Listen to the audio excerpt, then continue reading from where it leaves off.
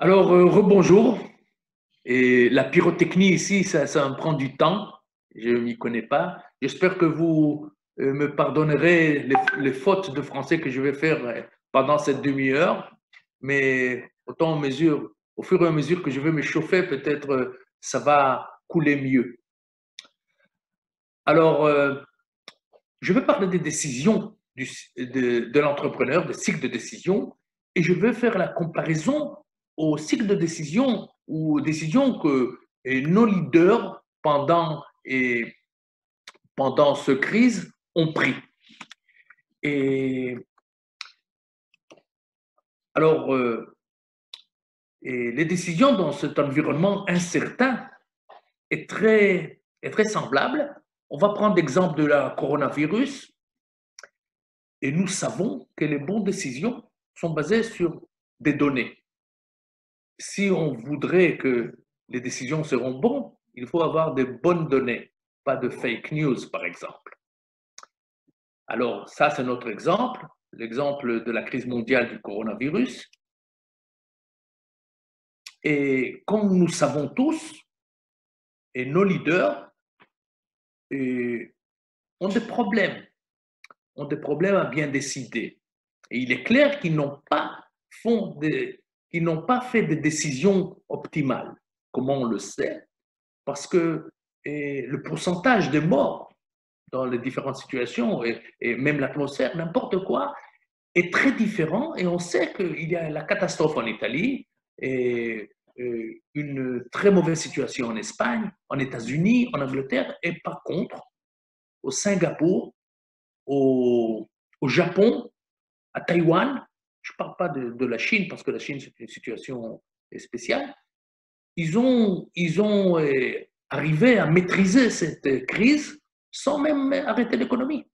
Tandis que chez nous et chez toutes les autres républiques de l'Occident, ils ont arrêté l'économie. Alors, c'est sûr que les décisions n'ont pas été optimales. Et qu'est-ce qui leur manque, au fait? Et, eh bien, moi, je pense qu'il leur manque de l'information. Alors, on va regarder un peu plus les décisions dans l'environnement et, et dans cet environnement incertain. La crise d'information pour ceux qui prennent des décisions pour lutter contre ce virus a conduit notre pays, Israël, à recruter le corps de renseignement de l'armée. Il paraît que ça fait déjà 2 semaines qu'il y a 1 millier de personnes, au moins, qui sont en train amener des données de tout à travers du globe. Ils trient les données, ils les transforment et ils les classifient. Après même, ils proposent des stratégies pour un meilleur traitement de la pandémie. Alors, qui a pensé? Alors, il n'y a pas assez d'informations fiables. C'est pour ça qu'on a recruté le corps de renseignement de l'armée. Maintenant, je vais vous donner quelques exemples. Et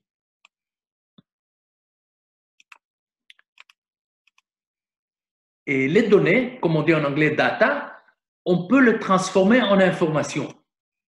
Et après qu'on les transforme en information, on les transforme en connaissances, ce qu'on dit en anglais knowledge. Eh bien, l'exemple, par exemple, du corona, si la liste des dates du début de la maladie et des patients, c'est un donné brut, pour le transformer en information, on a les périodes de la maladie chez les différentes populations. Moi, je suis une population vieille. Moi, je suis plus que 65 ans. Et vous, vous êtes des jeunes. Alors, vous êtes une autre population. Eh bien, il y a des différents temps de récupération pour chaque communauté, n'est-ce pas, pour chaque population. Eh bien, si on veut transformer cette information, les périodes, en connaissances, et il faut les transformer et on va recevoir le temps de récupération pour chaque communauté. De même, on peut faire le même exemple sur le nombre de porteurs du virus chaque jour.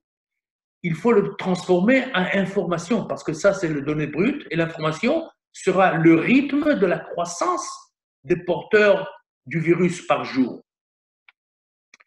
Maintenant, si on le transforme en connaissance, on aura la date que le pays atteindra l'immunité collective. Immunité collective, c'est une notion dans des pandémies qui veut dire qu'au fait, il y a beaucoup plus de gens qui ont déjà l'immunité parce qu'ils ont été déjà malades. Et au fait, la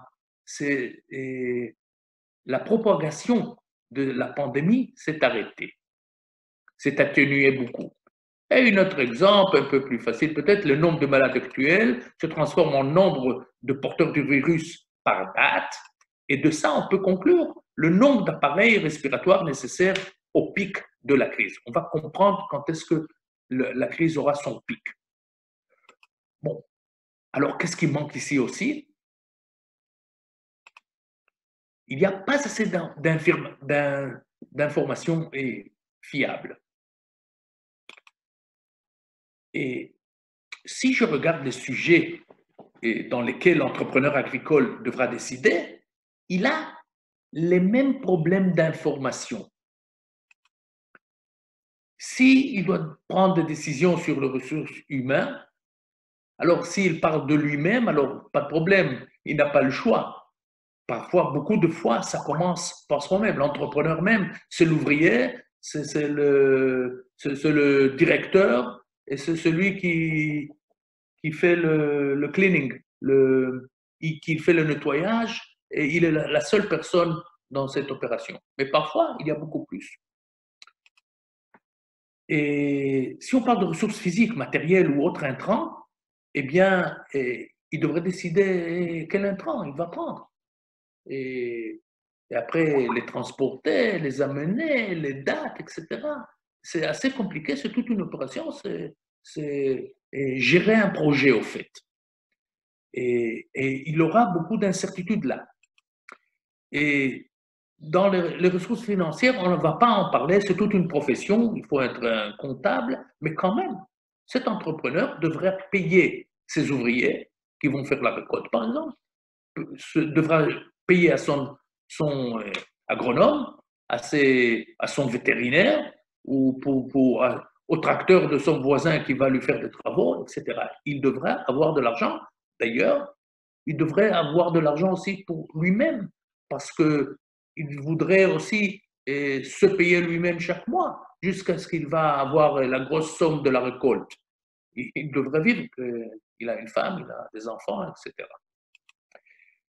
Il y a des ressources d'information. Peut-être il faut enlever le R et le E. Ce n'est pas seulement ressource, c'est source. Et si tu as la source, eh bien, tu as aussi une ressource. Il faut avoir des sources d'information. Et il y a les ressources de temps. On ne va pas en parler parce que c'est pertinent, mais c'est évident aussi. Et alors, on ne va pas trop en parler parce qu'au fait, on va nous concentrer dans le budget, dans la seule chose économique qui est au fait le centre des décisions de l'entrepreneur agricole. Alors, toutes ces décisions seront prises avec de l'information partielle. Et ça, c'est le problème, pas assez d'informations. Et j'ai pris comme un exemple cette parcelle de laitue. Et qu'est-ce que c'est que ça? Eh bien, c'est un plant. C'est une petite plante. Elle a peut-être 10 jours, peut-être 15 jours. Au fait, c'est un intrant. Parce qu'il faut l'avoir pour pouvoir produire de têtes de laitue. Et qu'est-ce que c'est que ça? C'est un système de goutte à goutte. C'est aussi un intrant, mais c'est aussi du matériel. Alors, la différence, c'est qu'il coûte beaucoup plus et il sert à plusieurs cycles de de cette culture de la laitue. On va pouvoir élever, grandir avec cette goutte à goutte plusieurs cycles de laitue. Et alors, cette demoiselle-là, devant nous, c'est au fait la professionnelle, c'est l'agronome, c'est la main-d'œuvre, c'est la propriétaire aussi. Et il y a derrière l'infrastructure, qui est aussi matériel, équipement, mais aussi infrastructure, c'est le château.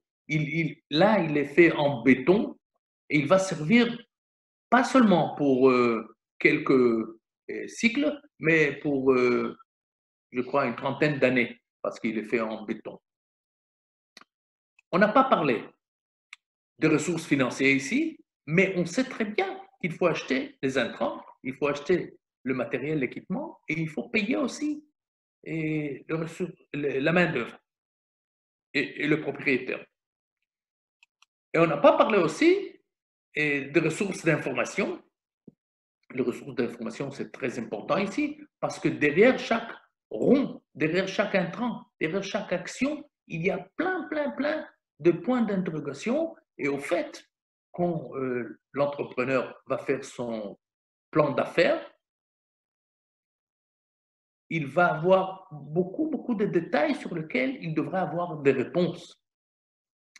Ici, on ne va pas traiter le plan d'affaires, mais on va parler seulement du budget comme un outil majeur pour pouvoir prendre des décisions d'une façon intelligente et cette façon-là va accroître nos revenus à la fin. Et ça, c'est très important. La planification, c'est très important parce qu'au fait, là-bas, on prend beaucoup de décisions. Alors, le plan de travail de la main-d'œuvre, par exemple, il faudra étaler, ventiler la main-d'œuvre sur le calendrier agricole selon sa compétence.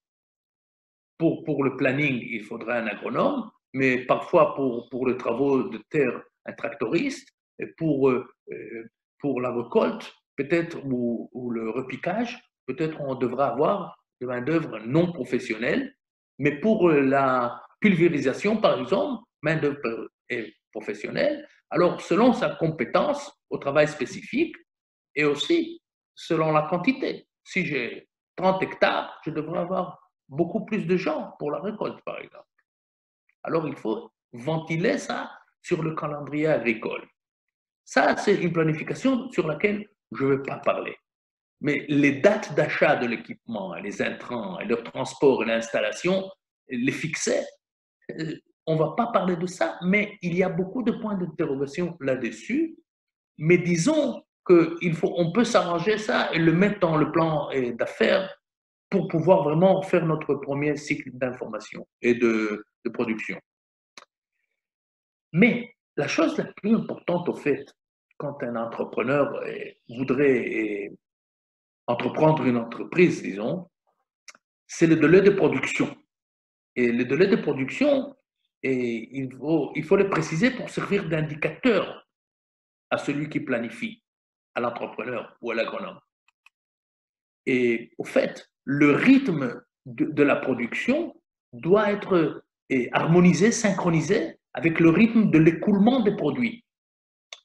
Je vais vous donner un exemple maintenant, comment on le fait.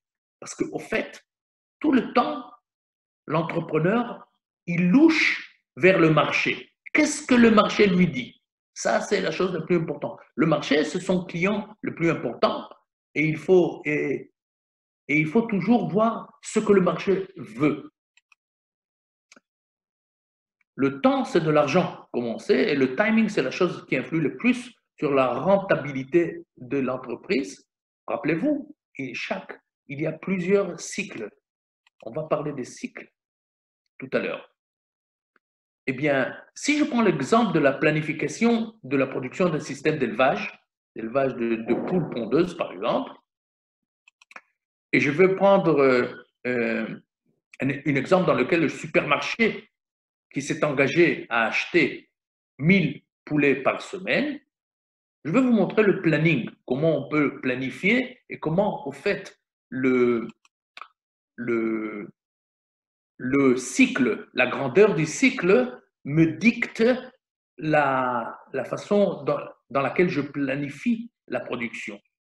Alors, si on parle de, de, de l'élevage des poules de chair, et depuis le premier jour, quand des poussins rentrent dans le poulailler, il y a 7 semaines jusqu'à ce que la poule sera vendue, pour l'abattage d'ailleurs.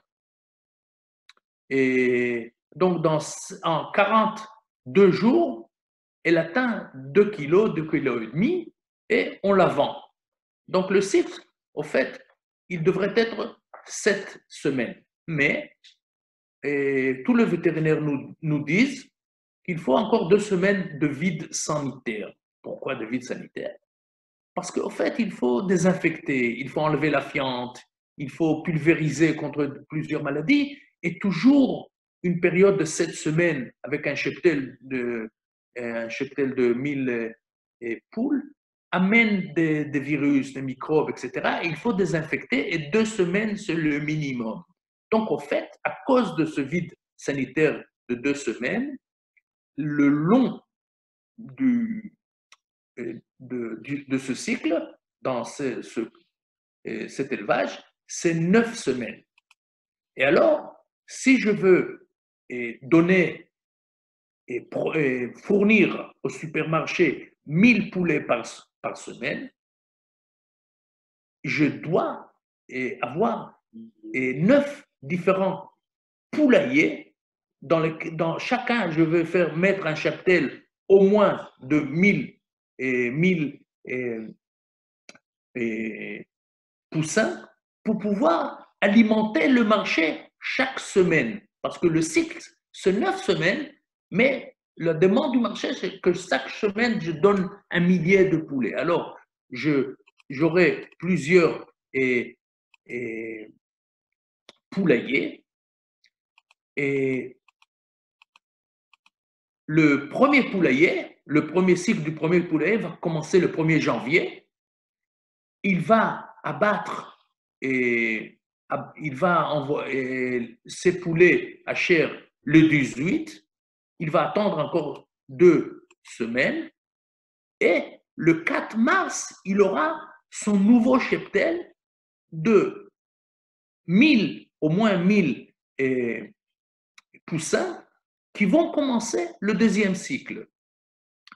Maintenant, en retard d'une semaine, il y aura un autre poulailler qui, lui, va finir et va abattre ses poules le 26 février et va recevoir son cheptel de poussins le 11 mars. Et il va commencer son deuxième cycle, ce deuxième poulailler, le 11 mars. Et de même, le troisième, qui va recommencer un peu plus tard son deuxième cycle. Ça pour vous montrer qu'en fait, la chose est assez compliquée, mais elle regarde tout le temps le client. Qu'est-ce que le client veut et selon ça, on fait la production, on planifie la production. Maintenant, la période des cycles de production peut varier beaucoup. Dans la laitue, par exemple, c'est 30 jours. Le chou, c'est 3 fois plus.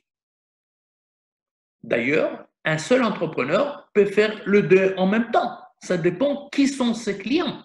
Et alors, la planification là-bas sera plus compliquée. Et la tomate, c'est encore 3 fois plus. Au moins, c'est beaucoup de mois, c'est presque un an. L'orange, c'est chaque année. Donc, le cycle est annuel. Mais l'orangerie, c'est une affaire de 25 ans. Alors, il faut faire le plan pour 25 ans. Presque 10 000 jours. Poule de chair, dont on vient de parler, et le cycle, c'est 9 semaines, c'est 63 jours. Mais poule pondeuse, par exemple, on n'a pas parlé, le cycle est beaucoup plus grand. Et la poule pondeuse commence à avoir le premier œuf après 16 semaines, quand elle arrête d'être poulette, elle devient poule. Donc, il y a plein de cycles agricoles qu'on puisse dicter par la génétique de l'élevage ou de la production. Et il faut traduire l'affaire économique à ce cycle-là, qui est dicté par la nature et aussi par la génétique que l'homme arrive de temps en temps à changer. Eh bien, si on revient à notre parcelle, on voudrait faire un budget pour l'entreprise. Et alors, ce budget-là va être l'évaluation prévue des revenus et des coûts de notre entreprise. Ou je dirais, dans autres mots, il répond à la question, le budget répond à la question, et quel sera le résultat si on agit d'une manière spécifique? Ça veut dire si on fait ce qu'on a écrit dans le budget. Et au fait, au lieu de dire budget, on pourra dire aussi analyse de l'entreprise ou compte de l'exploitation. Et le budget peut nous aider beaucoup à évaluer les alternatives. Si j'ai déjà une parcelle et je voudrais la changer, et beaucoup d'alternatives aussi dans le budget même. Il faut, et c'est pour établir aussi une orientation claire à suivre. Je voudrais changer quelque chose et dans ce que je fais. Et il nous aide aussi à définir des termes mesurables, ce qui est le plus important pour l'entreprise, parce qu'il faut tout le temps documenter ce qu'on fait pour pouvoir après comprendre là où on pourrait s'améliorer. Il faut anticiper les problèmes, prendre des mesures avant que le problème jaillit pour les éliminer. Et ça, c'est très important parce qu'après, ça coûte beaucoup plus. On l'a vu à la Corona. Si on n'était pas à la mesure de dominer cette crise, eh bien, on paye beaucoup plus parce qu'on n'a pas eu assez de moyens. Il faut alloquer les ressources, toutes les ressources qu'on a parlé, et combien d'argent je veux donner sur chaque chose. Il faut évaluer les performances et de la gestion des employés importants, s'il y en a. Et il faut agir rapidement au changement de la situation et quand des événements imprévus arrivent ou quand il y a des déviations du plan. Eh bien, et je veux maintenant, comment il prend ses décisions après qu'il a choisi une entreprise. Premièrement, il doit faire un budget très détaillé parce qu'il faut l'exécuter maintenant. Il faut qu'il monte l'entreprise, il passe un cycle entier de production. Maintenant, ce cycle-là, il faut l'analyser, voir ce qu'il a fait là-bas, et il faut tirer des conclusions. Maintenant, ces conclusions-là, il va les mettre dans son nouveau budget pour le deuxième cycle de production et il planifie que le deuxième cycle de production, à cause du nouveau budget, sera mieux de beaucoup de points de vue professionnel et point de vue économique. On va maintenant voir ça dans une façon un peu plus graphique. Alors, on a fait la première production, n'importe laquelle, ça pourrait être un poule de chair, ça pourrait être des œufs, ça pourrait être de la laitue, ça pourrait être beaucoup de choses. Et alors, il y a la performance technique, combien de tonnes, et la valeur économique, combien j'ai eu d'argent, peut-être même pas encore collecté, mais combien d'argent, de revenus j'ai eu. Après, je mets ce numéro dans l'analyse de l'entreprise, ou ce qu'on appelle parfois un compte d'exploitation, et j'ai ce document détaillé, et de ça, je calcule les indicateurs de performance.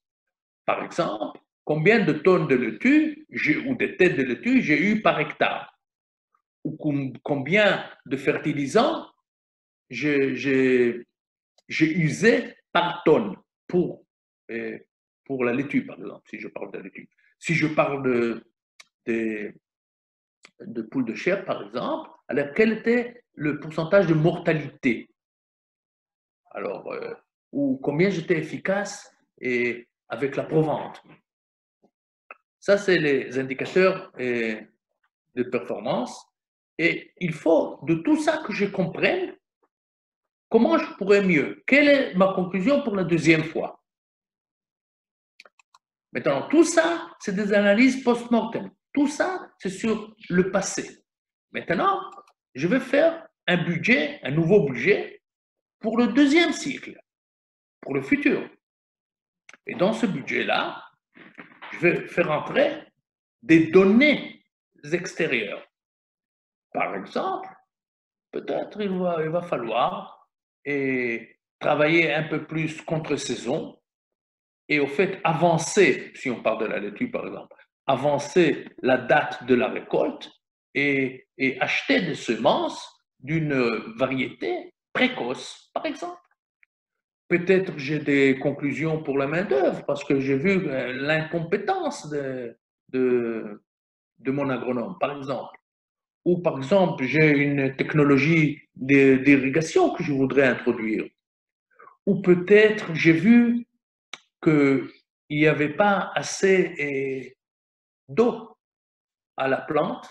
Et au fait, ce n'est pas parce que je n'ai pas assez d'eau, c'est parce que je n'ai pas assez de pression dans le goutte à goutte. Et il faut acheter une pompe, une pompe d'eau pour donner plus de pression, par exemple. Alors, je mets toutes ces considérations, toutes ces conclusions dans le nouveau budget. Il y a toujours la partie d'argent, combien tout ce que je veux introduire va me coûter, et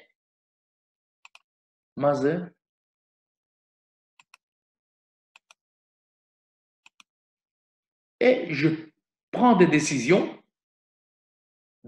incorporées dans le budget, quelles seront les méthodes, quel sera le matériel et l'équipement. Une partie peut être la même, mais une partie ne sera pas la même.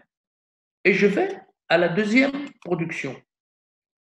Et Inch'Allah, quand je veux vérifier la performance technique et valeur économique la deuxième fois, il sera différent et meilleur.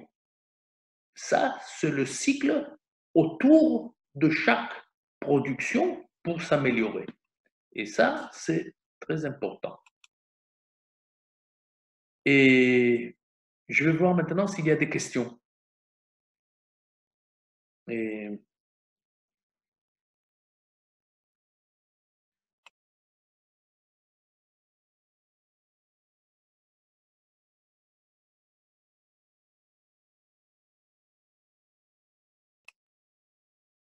Et je crois que le manque de questions doit être attribué à l'heure un peu qui n'est pas assez avancée dans l'Afrique occidentale.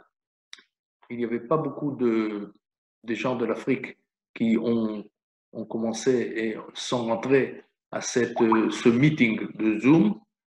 Et on va le refaire, cette conférence ou d'autres conférences, un peu plus tard, et au moins 2 heures plus tard, et on va faire plus de propagation à cette conférence, parce que cette fois-ci, ça a été seulement 3 jours. Alors, premièrement, j'espère que vous avez apprécié la conférence. Et nous remercions toute l'équipe qui s'est affairée ici pour tous les trucs techniques autour de ce meeting, cette conférence par Internet. Et j'apprécie aussi votre participation, ce n'est pas évident. Et on espère de vous revoir dans nos futures conférence et nous vous invitons à regarder toutes les conférences enregistrées et vous pouvez inviter vos amis et vos collègues à les regarder aussi. Et nous serons heureux à coopérer avec vous dans l'avenir. Merci de votre participation et à bientôt.